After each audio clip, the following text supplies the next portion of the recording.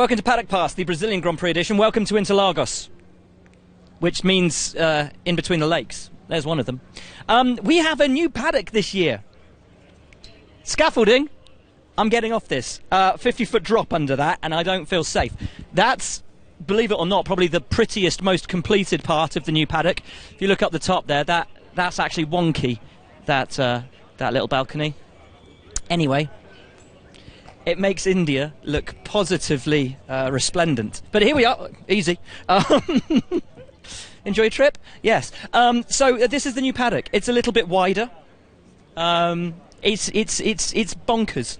Not really finished, but here you go. The track hasn't changed. The track is still the same. And what a track! What a place! Coming off the back of Mexico, though, those incredible fans. It's great to be back in a country like Mexico that has such passion, such vibrancy for this sport.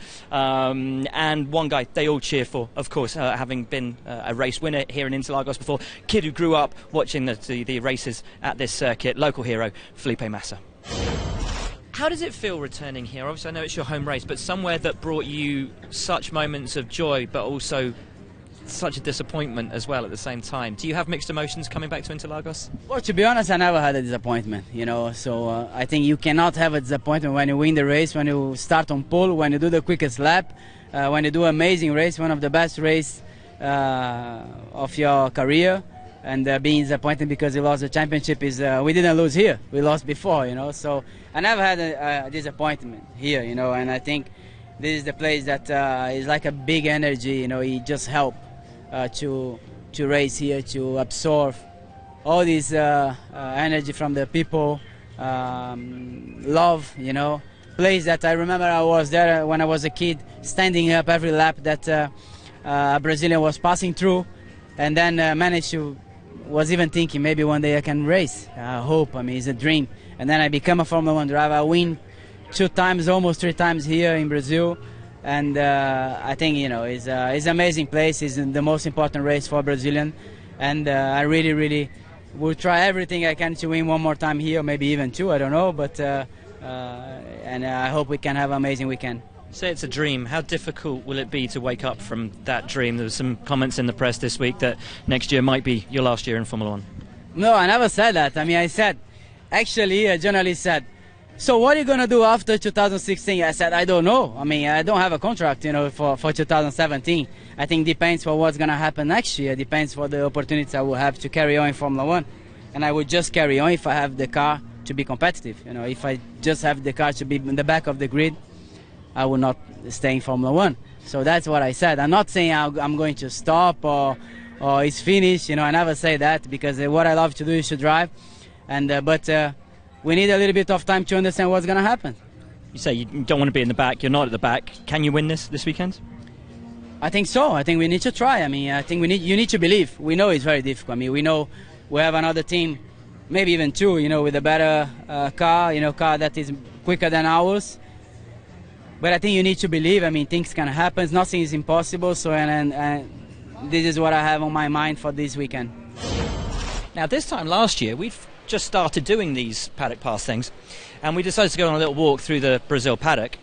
It's a lot more cramped and busy back then. And we got up here to Sauber, and sitting there was Felipe Nasr. Had he just been announced as a Sauber driver? I think he had. And we had a little chat with him. Anyway, this year he is a Sauber driver, confirmed again for next year. And obviously, local hero, another Brazilian boy. We caught up with him on arrival here in Interlagos. How long has it been since you've raced in Brazil?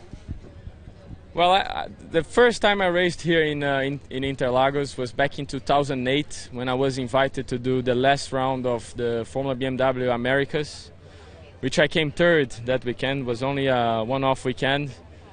And it was the very first taste I had for the circuit, for a Formula 1 weekend, and back where everything started really, because on the following year, in 2009, I went to do the Formula BMW European season, and it's very little experience I have from Interlagos. Last year I drove for Williams in FP1, so a lot to learn yet, a lot of things to experience yet in this track.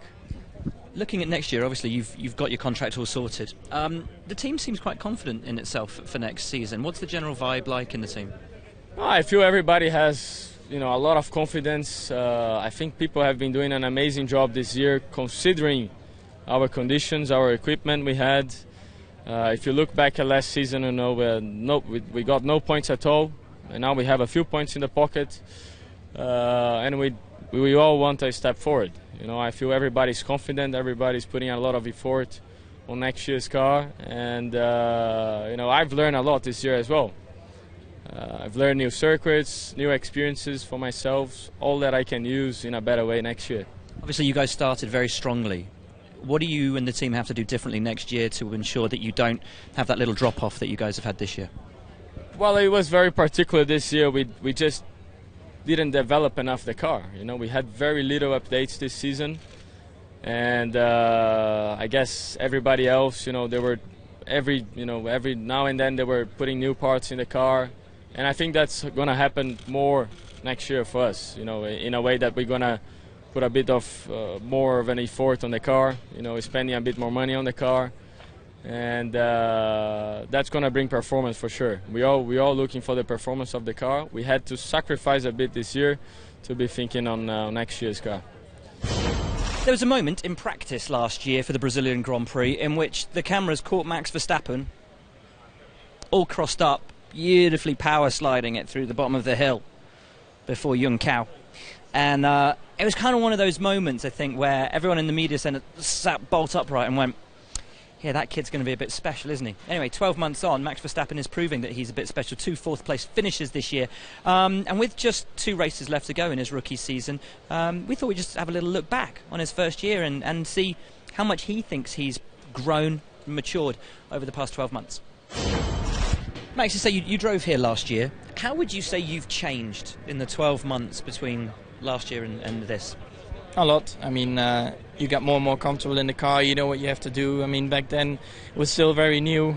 In everything. I mean, also the track you had to learn. But then the car itself, you don't have that much running. So all the time you jump back in, it's again, you have to start from 20%. And it just grows the whole drive. I mean, now when you go out, you feel good in the car. You just build it up slowly because you have more practices than only one. And you go on from that, and you just continue like you did the weekends before as well. It's just a different track. Obviously, you knew you were going to make your F1 debut when you were here last year. Could you ever have imagined you'd be fighting for a top 10 in the Drivers' Championship? Not that much, but of course you always hope for that. And luckily we had a great car. Of course we had some issues as well that we didn't score more, but in general I can be very happy with my first season. What surprised you the most?